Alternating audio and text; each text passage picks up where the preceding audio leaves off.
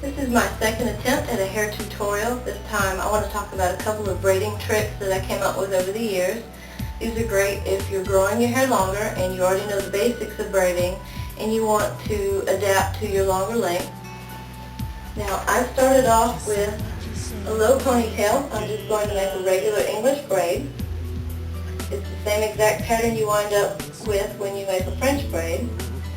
But one thing I'm going to do is I'm going to purposely make one strand skinnier than the other, because anyone who has ever braided, even if you start off evenly, sometimes, because of tapering your layers, you wind up with that annoying skinny strand. So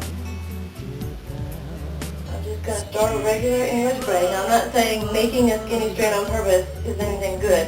I'm just doing it for the example. I'm making my regular English braid, and I get down to about the bottom of my neck, and it's not very comfortable. I pull it downward because this is the way I want it to lay. Usually whichever way you pull the braid, it's going to tend to bend that way. So I like to pull down so it'll lay nice and flat. Once I've got it started, if your hair is longer than this, you can lift it up and begin to braid upwards. Just a little bit different. The hair drapes over your finger this time. And that'll give you a few more inches. And then I can get to about right here, and my arms are starting to get tired again. So if your hair is longer than this point, what I do is, I'm right-handed, so I wait until the whole braid is in my right hand, and then I swing it around so that the top is now facing forward from the front. And I can see the reflection in the mirror and continue down just like regular. And there's no twist in the braid, there's no kinks, it didn't change the pattern. And this is a good place to be as your hair gets longer, because you can get further and further down. This will last you a long time, depending on how long you grow your hair. Now with that skinny strand that I was telling you about, I'm sure we've all seen them.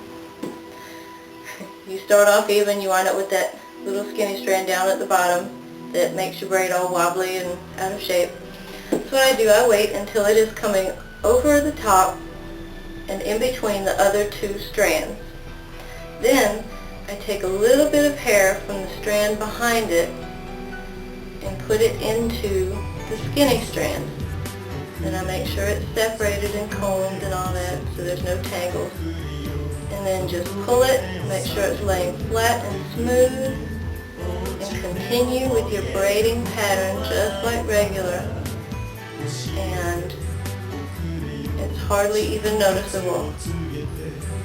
And that way your braid stays the same, but you've redistributed hair, and when you get closer to the bottom, it's not doing that weird wiggle pattern. So I hope these two little tricks will help somebody in their long hair journey. Thank you for watching.